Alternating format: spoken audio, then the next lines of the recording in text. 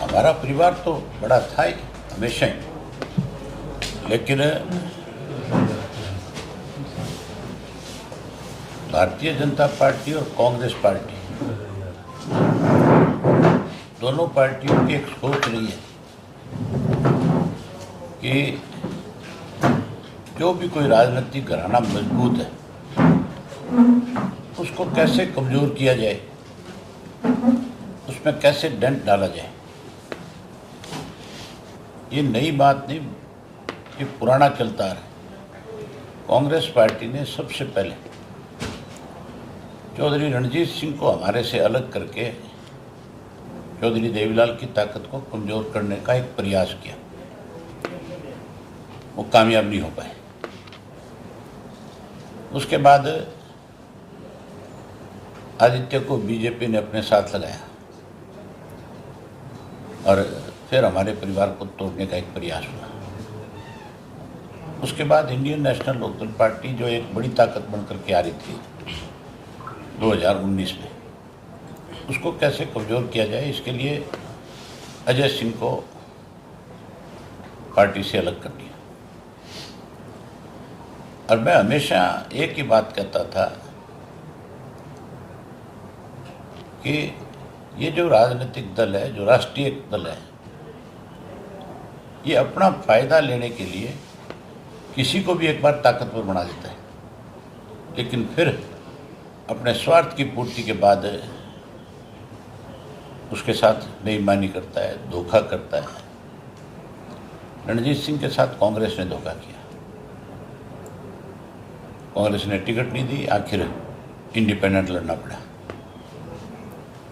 आदित्य के साथ भी बीजेपी ने धोखा किया है, इसने भाजपा के लिए बहुत काम किया। डबवाड़ी में बीजेपी का कुछ था ही नहीं, इसने उस पार्टी को खड़ा किया, लेकिन ऐन समय पे आकर के इसके साथ भी बहुत बड़ा भाजपा ने धोखा किया। अब क्योंकि हालात इस किस्म के हैं पूरे प्रदेश के अंदर कि भाजपा सत्ता से बाहर जा रही है और कांग्रेस भी सत्ता से दूर होती चली जा रही है, जैसे जैसे टिकटें बटेगी कांग्रेस की, भाजपा में भगदड़ है कि नहीं है, कांग्रेस में विस्फोट होगा, लावा फटेगा। जुलाना की टिकट ले लो आप, जुलाना के अंदर एक ऐसे व्यक्ति को टिकट दे दिया जो खिलाड़ी तो बहुत बड़ी थी, हम उसको बहुत सम्मानित करते थे, हमारा सम्मान था देश का, लेकिन कोई भी जब तक खिलाड़ी रहता है तब तक वो सबका प्रिय है। जब वो किसी राजनीतिक दल में चला जाता है उसके बाद वो सिर्फ एक दल का बन करके रह जाता है।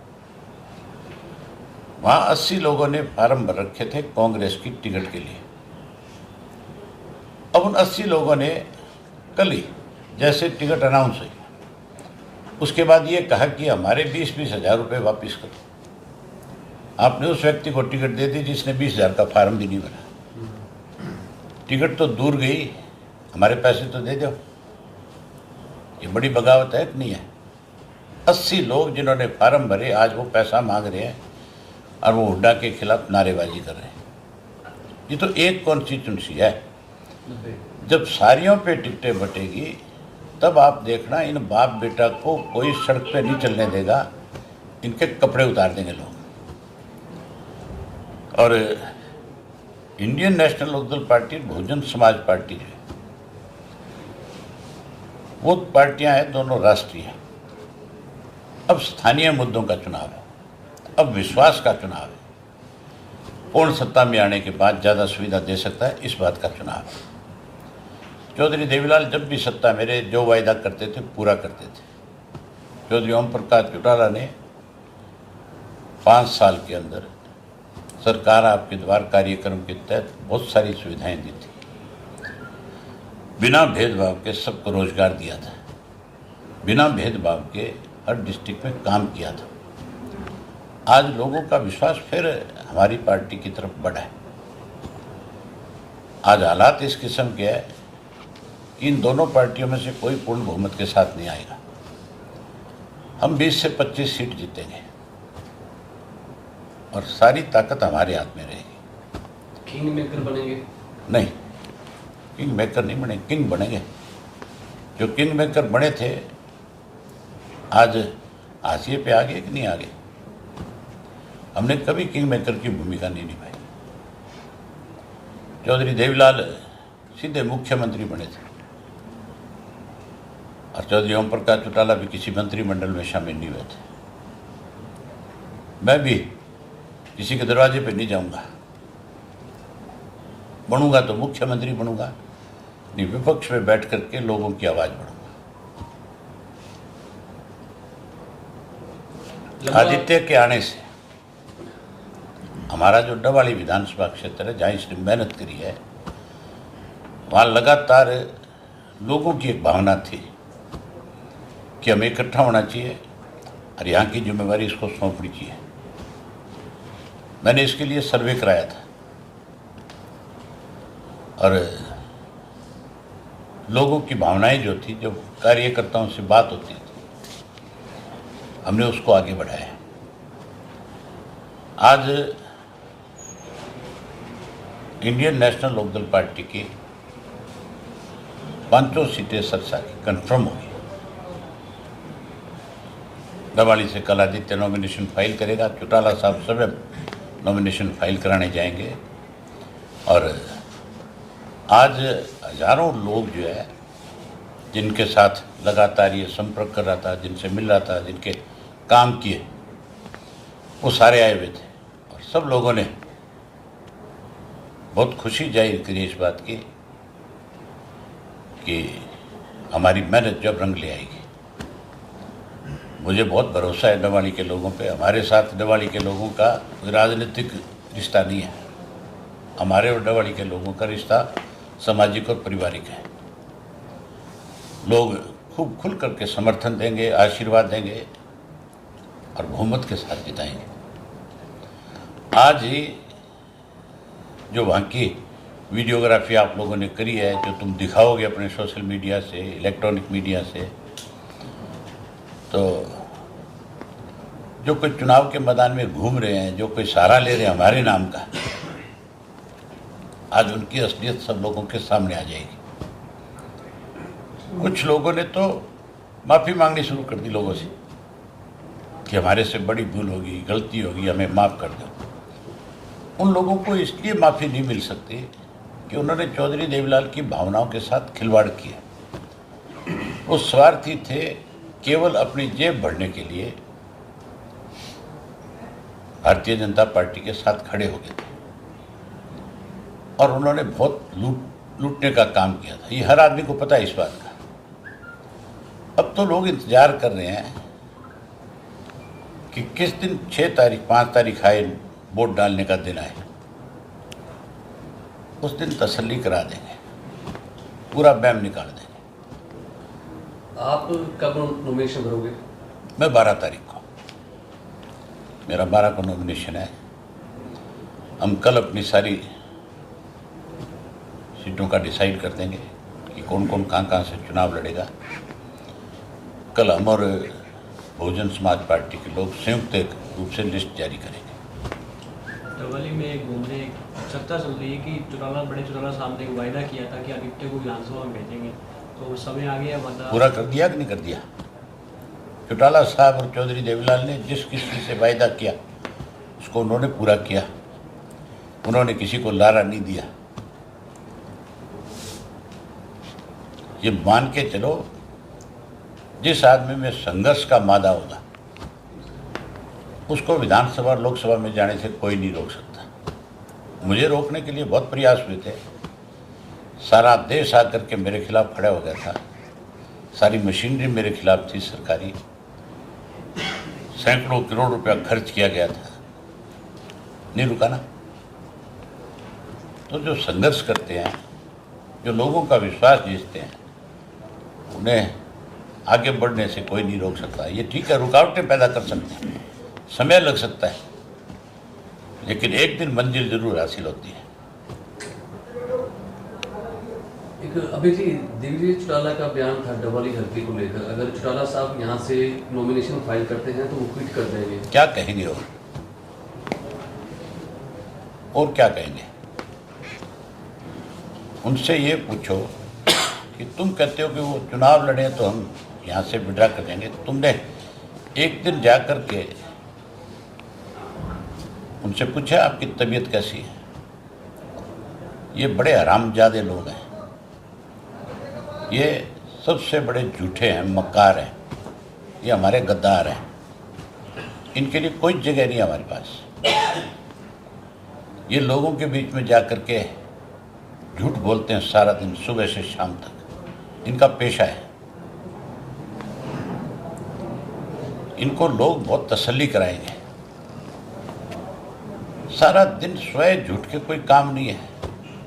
अब कहीं मंदिर में पैसे देते हैं, कहीं गौशाला में जाकर पैसे देते हैं। ये कह रहे थे ना जब लोकदल से अलग हुए थे, भी हमें घर से निकाल दिया, हमारा सब कुछ ले लिया। ये पैसे आए कहाँ से इनके पास? खेती तो सिर्फ ही 16 एकड़ की है जमीन, तो ये पैसा आया कहाँ से इनके पास? जब हमने सब कुछ रख लिया इनका, तो आज इनके पास गौशाला में देने को पैसे कहाँ से आए? आज शेड देने को कहाँ से आए? आज मंदिरों में पैसे देने के लिए कहाँ से आए? आज गलियां बढ़ाने के पैसे कहाँ से आए? आज लोगों को पाइप देने के पैसे कहाँ से आए? ये लूट का पैसा है कि नहीं है? इसका हिसाब होगा। 2025 के चेक देते हैं जी। हाँ, इसका हिसाब होगा कि नहीं होगा? भाजपा ने तो नहीं किया, हमारा राज बनने के बाद पक्का हिसाब होगा। जिन लोगों ने इस प्रदेश के अंदर लूट मचाई है, हम बिना भेदभाव के, हम तो विजिलेंस से, पुलिस से, इससे कोई इंक्वायरी नहीं कराएंगे, हम जुडिशरी इंक्वायरी कराएंगे, ताकि कल को कोई हमारे ऊपर ये उंगली ना उठाए कि ये तो परेशान कर रहे हैं। लेकिन जो पैसा इस प्रदेश का जिन्होंने लूटा और खाया, पाई पाई वसूलने का काम करें। सर, लगातार अभी चुनाव प्रचार जारी रहेगा। बड़े नेता हैं, देश के अन्य क्षेत्र से भी हैं, बादल साहब हैं, जिस तरीके से हरियाणा भी काफ़ी रुतबा है। क्या आने वाले समय में इनेलो के लिए बादल साहब भी आएंगे? कल ही मिसेस सुखबीर जो है, जो मेंबर पार्लियामेंट है, हाँ, वो नॉमिनेशन पे आ सकते हैं। उनसे बातचीत हुई है, आज उनका पता लग जाएगा। है? हाँ, आ जाएगा उनका मैसेज। मेरी ख्याल जरूर आएंगे। अगर वो नहीं आ पाए तो उनकी पार्टी का कोई सीनियर लीडर आएगा। हमारा और अकाली दल का समझौता है, और समझौते के साथ साथ हमारे पारिवारिक रिश्ते हैं। देखिए, एक जन भावना थी, लोगों के साथ काफ़ी समय से लगा हुआ था। लगभग 10 साल इस इलाके के अंदर संघर्ष किया, लोगों को जोड़ा, काम किए। लेकिन जो उम्मीद थी लोगों को कि इस दफ़ा भारतीय जनता पार्टी टिकट देगी और हम चुनाव लड़ेंगे, मैं समझता हूँ कि बहुत बड़ा उन्होंने ऐन मौके पे धोखा किया। और कहीं ना कहीं इस चीज़ को डिरेल करने की कोशिश की गई कि किसी तरीके से डिक्लेरेशन ना हो और चुनाव ना लड़ पाए। लेकिन हर व्यक्ति की एक जन भावना थी कि हमें चुनाव लड़ना चाहिए और मजबूत होके जीतने के लिए लड़ना चाहिए, केवल लड़ने के लिए नहीं।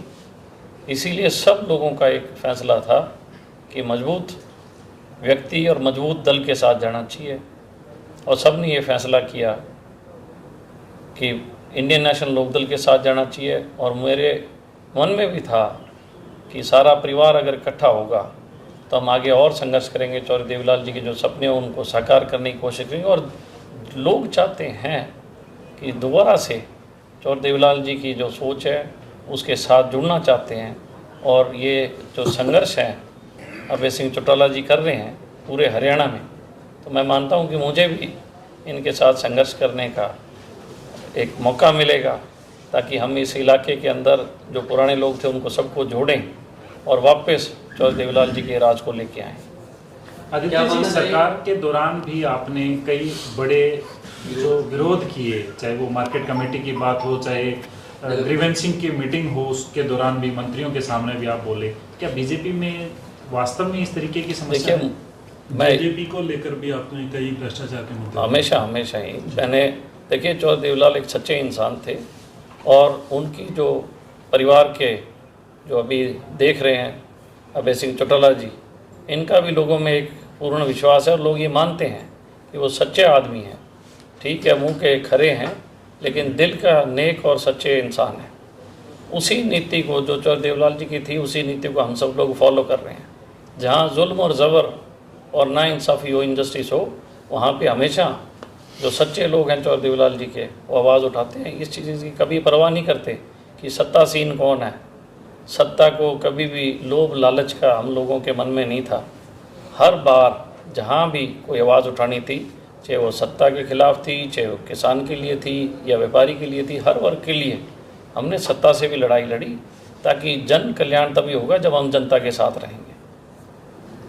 बीजेपी के जो बड़े नेता हैं, मंत्री हैं, क्या उनसे आपने डायरेक्ट प्रयास नहीं किए अपने क्षेत्र का विकास के लिए, जो आपको ये बगावत करनी की जरूरत महसूस? नहीं, मैंने बगावत नहीं की, ये तो उन्होंने धोखा किया है।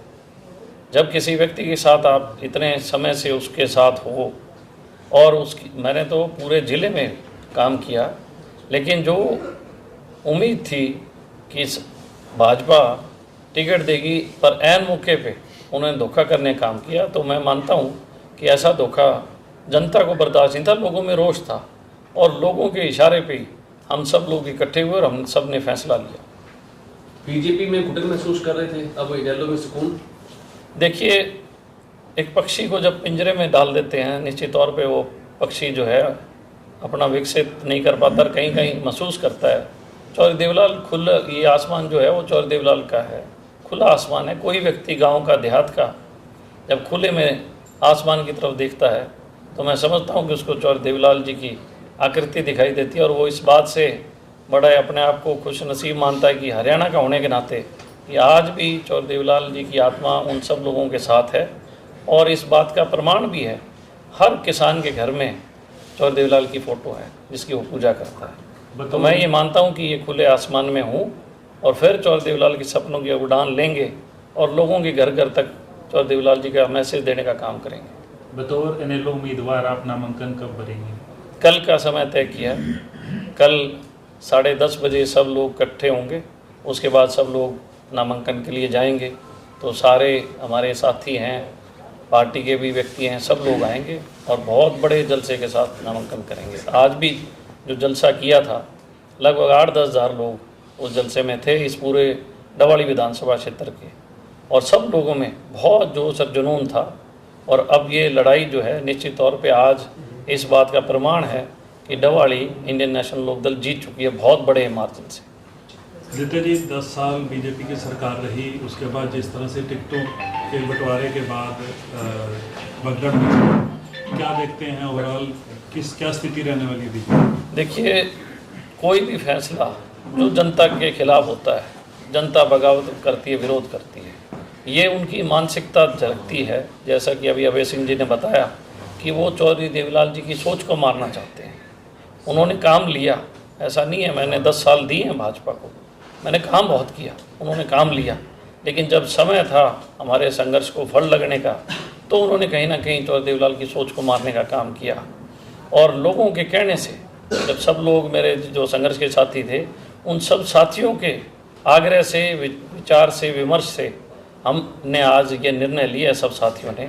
और मैं निश्चित तौर पे ये बताना चाहूँगा कि वापस चौधरी देवलाल जी की जो आवाज़ है, जो चौधरी देवलाल जी की सोच है, उसको पूरे हरियाणा के कोने कोने में, ढाणी ढाणी तक लेके जाएंगे। देश के ताऊ और आपके खुद के ताऊ से आशीर्वाद लिया, कितना कामयाब हो पाएगा? देखिए, मैं एक चीज़ कहना चाहूँगा, एक जो भी राजनीतिक व्यक्ति हैं उनके रोल मॉडल होते हैं, चाहे वो किसी दल में हो, किसी पार्टी में हो, उनकी कोई ना कोई ऐसी चीज़ होती है जो उनका रोल मॉडल होता है।